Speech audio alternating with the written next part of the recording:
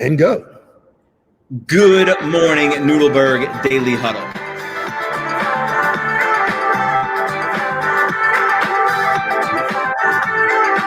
Who doesn't love Coldplay? Come on. It is Takeover Thursday. We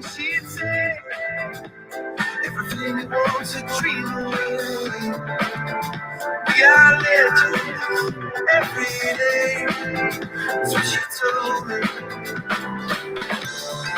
In addition to him being an unbelievable artist, I think that he spent a good piece of his married life with Gwyneth Paltrow. That's my dog. For sure.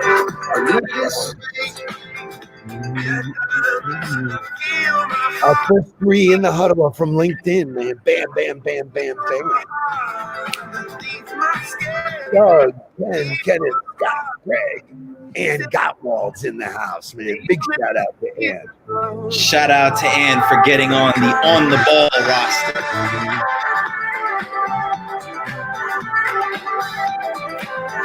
Oh, we're going strong. Good morning, good morning, good morning.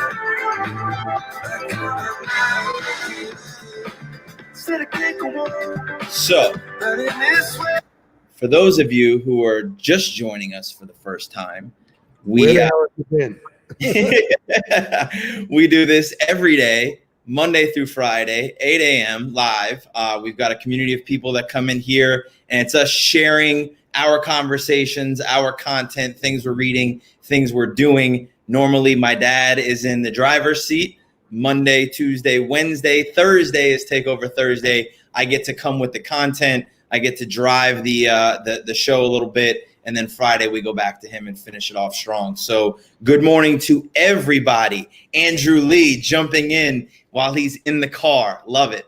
Glad to have you in the group this morning. Shout out to all of our City Furniture people. Had a great visit with Jen last night down in the North Miami store. They're getting ready to open their Ashley Furniture store right next to it. So a lot of good things happening with them. So good morning. Good morning, Tammy Kennedy. Nice to see you joining us. Lots of good stuff on a Takeover Thursday. As you may notice, as Scott Garber pointed out, I'm not wearing a blazer today, but I'm also not wearing a t-shirt.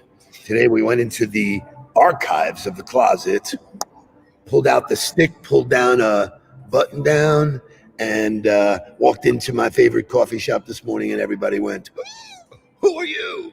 And so I am wearing a pink button-down shirt, and I am feeling strong. I love it. I absolutely love it. So thank you guys for joining us this morning. And the way I like to do it on a Thursday, because I'm a history guy, I like to go back and talk about what has happened today in history. So very appropriate of the timing. 1965, Lyndon B. Johnson signs the Voting Rights Act, which prohibits voting discrimination against minorities, something that obviously Martin Luther King and Malcolm X and that entire civil rights movement was fighting hard to get, which is a great reminder that deadlines are coming up for, through the mail voting, online voting, all those kind of things that need to happen. If you're not going to go in person, those deadlines are coming up to register for that. So make sure you do it. Another one that will probably blow your mind. 1991, Tim Berners-Lee. Does anybody know who Tim Berners-Lee is? This one's a doozy. This is one that you think about the Industrial Revolution. You think about all the revolutions we've been in, the revolution we're in now. This one's a doozy. Tim Berners-Lee, don't forget the name, TBL, released his files describing his idea for the World Wide Web. www debuts as a publicly available service on the internet. Bam. So where were you in 1991 when www became a publicly available service? And by the way, while we're talking about gratitude, which we should be talking about every single day, you better be damn grateful that we have the internet, because if we went through a pandemic without the internet, where would we be? So you want to talk about something to be grateful for. amazing how it's revolutionized not only the availability of information and what you can do, but how it's changed businesses and moved people to completely operating in a virtual world. And part of what we're going to talk about today was social media and how networking has moved beyond boundaries, beyond geographic limits. You can network with anybody, anywhere, anytime because of the internet. Before you roll, 2 shout outs. One, Brian Martin, who you know is helping us gamify all of the learning and stuff like that. Big shout out to him because I got my bring it one of them today. So thank you, sir. Excited about that. Big shout out to Bruce Miller, an old friend of mine. I used to see him in coffee all the time in Weston. Welcome aboard. Welcome to the Daily Huddle. Good to have you on, sir. Go, Mark. Shout out, shout out, shout out. So good to see everybody this morning. We're calling this, so normally, I mean, the theme is Takeover Thursday, right? I drive the content. But today is really a triple threat Thursday, a tips, tricks of the trade Thursday. And we're going to talk a lot. We're going to talk a lot about how to today. Yesterday, or 2 days ago, maybe, Gary Vee put out an article about how to be authentic through social media. And he put out 6 kind of bullet points about what they were and dove into them. And it's a conversation that, you know, we have all the time, not only because of teaching LinkedIn like a pro and teaching people how to create content within LinkedIn, but just as building a personal brand and what people should be doing, how and what to do. The main component is always be genuine and authentic, which is what we talk about with people. And so I think this is an appropriate conversation. I'm excited to share this with people, and I know it fits right into our vein. So I'm going to jump in with the first one, which I love, and I think it's the most important, is don't overthink, right? I think you jumped in years and years and years ago and started doing it, and you just started putting it out there. So a lot of people get in, they think, I need a content strategy. I got to have a calendar. I got to have all of these other things. Don't overthink it. Just start doing it. You know, here's the thing. I think what people have is a real fear of looking foolish. Like, oh my God, if I put this out there, what are people going to say? What are people going to do? Whatever. The most amazing thing on the planet is that nobody gives a shit. They really don't. So when you overthink it, you're paralyzing yourself. Just put it out there. You know, and so I was fortunate to have Gary influence me 6 years ago and point me in that right direction.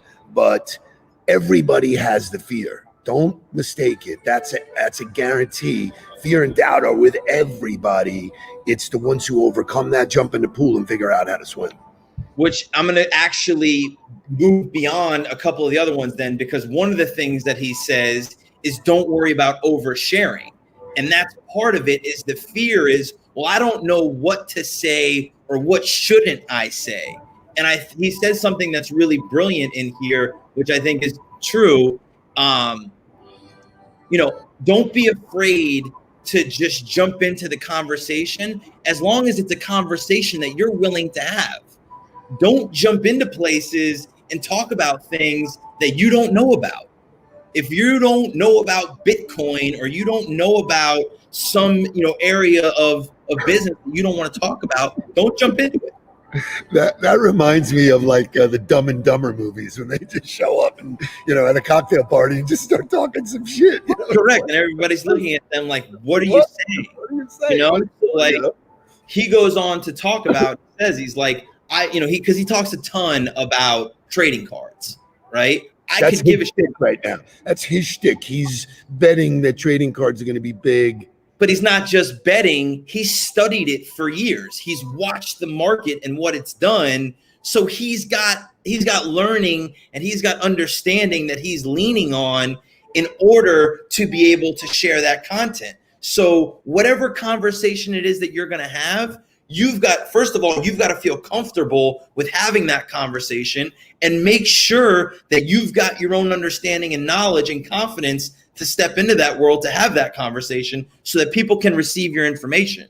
So I'm going to go a little after that and just talk about the sales world, you know, not just social media, but in the sales world, you know, people, when they get asked a question, think that they can baffle people with bullshit, and talk over it or talk around it, and that everybody in the buying, this is where things have changed so much. The buyer's behavior has really changed. And so the buyer's going, whoa, whoa, whoa, whoa, that sounds like complete bullshit. Where the real genuine answer is, you know what? That's a really good question. I have no idea, but I will promise to get you the answer to that. And so that, that sort of is real life taking it to social media. If you don't know, don't say. Exactly. And being comfortable about what you're going to say. So I love that. Okay. The other thing that we're going to talk about is understanding that the content that you're producing has to be for your audience, right? Talk about things that people care about, and you're only going to figure that out by testing what you're doing. Share what's true to you, share what's happening in your life. And as you see people react to it, you're going to figure out this is what people see, this is what people want to see, and this is what people don't want to see. I'm going to challenge you today, Good. man. I like it. So this is not just fan the flame and be, happy about Mark. I believe you should write about what you care about, not what your audience cares about, and they will come. And so the reality is, I don't know anything about plumbing, and I'm not talking about plumbing, and I don't care. And I'm not that great about finance, and I'm not talking about finance. I'm not testing.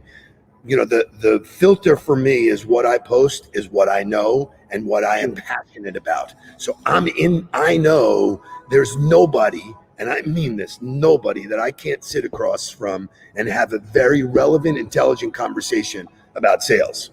They may not agree with me, but I can have that. So what do I post about? I post about mindset, prospecting, all of the things. Like yesterday, the one with the oysters got a lot of traction because nobody's thinking like that. It's National Oyster Day. Boom, it's shucking oysters. So I put that out there. Now, there are some people who go, why would you put something about oysters out there? You're an idiot. Whatever. Great. Fantastic. Don't look at my content. And so, I think it's really important to drill down. It's a great conversation, Mark. It's an important thing to write about what you know and what you love.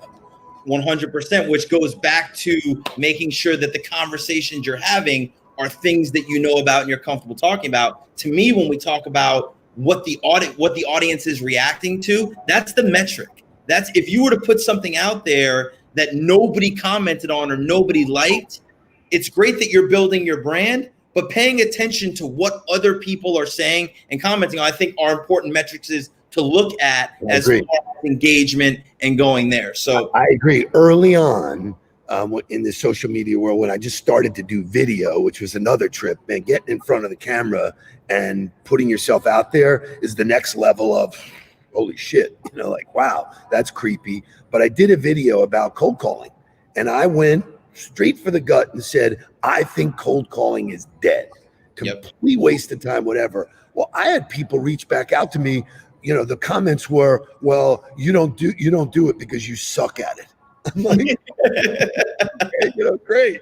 People were really fired up. We had a lot of engagement about it because people cared about that. It was a topic. So I don't really care which side of the fence you're on. If you have an opinion, then I hit the nerve. That's the point. That's the point. And that's the metrics that you're looking to find is putting things out that people care about. And so the last thing I think that's really important is be humble, right? We talk about you're the writer, you're the director, and you're the lead actor. I say lead actor. I don't say main character. Everything isn't about me. I'm not sharing. I'm not trying to pump myself and promote myself. I'm trying to share with you who I am, what I'm about, what matters to me in order to curate an audience of people that know, like, and trust me. That's it. I'm not sitting here showing you that I'm on a private jet or trying to be somebody that I'm not. I'm just putting myself out there about the things I care about and not making it about me, but being in the story. So I think that's, first of all, what a great conversation to come from all of this stuff. And that's what yesterday was just these little nuggets you throw out there and you have a conversation about it. But one of the things I notice about people, and in the coaching we do, we tell them, listen, it's your movie. If you're not in the movie, then it's not your movie anymore. So it has to be pictures of you, what you're doing, who you're doing, doing stuff with, what. So there's a fine line between look at me, I'm in a Rolls Royce when it's not really a Rolls Royce. That's the bullshit meter versus, hey, this is really me on the beach, riding my bike, doing this, all of this stuff, boxing. And so there's a hard line to figure out. But once you do, it's a mix of you in the movie and paying attention to the others and giving a platform for others to be in your movie. I love that. To me, that's the key is you're in the movie. You're not the movie. I think Correct. That's real, right. That's the real way to define it.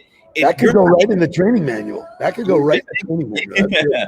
So I love that. So there's a little how-to about how to be authentic, and it's going to lead us to our next how-to. Quick shout-outs again. A lot of people I haven't seen in a while. Kevin Kodish, my brother, welcome back. Good to see you. Beth Bernstein, always cool. Michelle Esposito is a regular, man. How about that, man? We have love it. Over. Perry Trank, haven't seen you in a while. Great to see you. So welcome aboard, everybody. Shout out to Dan Kaufman, who normally catches us after we go live in the Huddle this morning live. I know a bunch of people have done a great job connecting with him. Go ahead, do your chant. Go ahead. E-T-S, Jets. I love it. I love it. Awesome. So the next how-to I want to talk about, and I think this will help you in being authentic and genuine in your content that you put out there and building a personal brand, is how do you adopt a new mindset? Because I go back and forth on this. A lot of people say mindset then leads to activity. Some people say you can focus on the activity, which leads to the mindset. You can, but it makes it far harder when you're battling your mind to try to create the behavior. If you can change the mind first, the mind will lead to the behavior, which then leads to the results. So how do you change the mindset? There's 3 easy tips that I'm going to go through all 3, and then let's talk about them. But the first one is make the mindset simple and concrete. Thinking this will lead to that. Very simple, right? Waking up early will make me more productive, period. So it's really neat that you bring that up, because I was going to do this in another huddle. I have a sheet that I write down. It's called if/then. If I do this, then this will happen. If I don't do this, then this will happen. So if/then is fantastic. So that allows you to really make it simple and concrete. Then you got to give yourself 1 to 2 weeks to apply that mindset constantly, right? In the real world, everything that's happening, apply that mindset, and every opportunity you get, share what you're doing and what you're thinking. For you, it was your diet, right? Oh, it was amazing. You shared it with everybody. What happens is as soon as you start verbalizing it, and we've talked about this with negative thoughts and what it means and how it 10x's it when you talk about it, it's the same thing with what you're thinking as a mindset. As soon as you start telling it to people, it just reinforces the thoughts in your brain. So by you thinking it first, right, allowing yourself time to really solidify it and sharing it as much as you can, those are the 3 ways to really change the mind in order to create the behavior.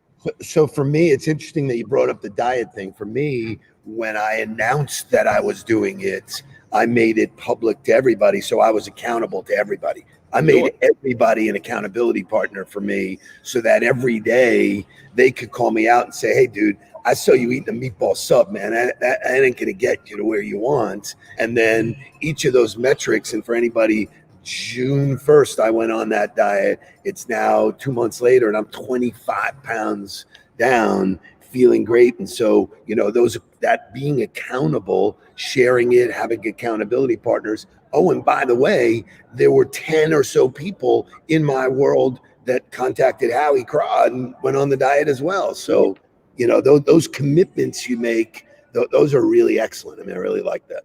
And that's the real key, is getting into the mind in order to affect the behavior. So it makes it easier, because the next thing that people ask me all the time, well, how do you wake up early, right? How do you do it? What do you do that helps you battle it? And there's some things that you can do. Like, you're just a machine. You just wake up early. You've trained yourself for, decades to do it. That's not everybody's MO. So No. people have to get to a point in order to be able to do that. So there's some key tricks of the trade that I've gotten to doing that. To me, if you're not waking up to do something early, like if you're not waking up for a workout class, start gradual.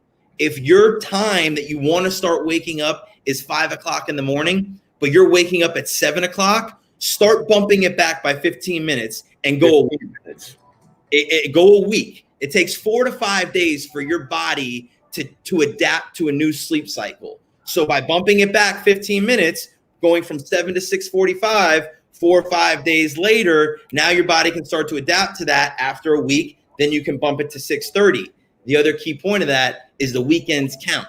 We talk about TGIS. As soon as you sleep in the weekend until 9 o'clock, now you've changed and got rid of all that work that you did. So I think it's important that every day you're starting to move towards that. I want my body to be trained to wake up earlier. So, it's so great that you bring these things up because, commitment is really focusing on what you want. I want that, so at night, people, first thing they say, wow, you wake up at 3 o'clock every day. What are you, out of your mind?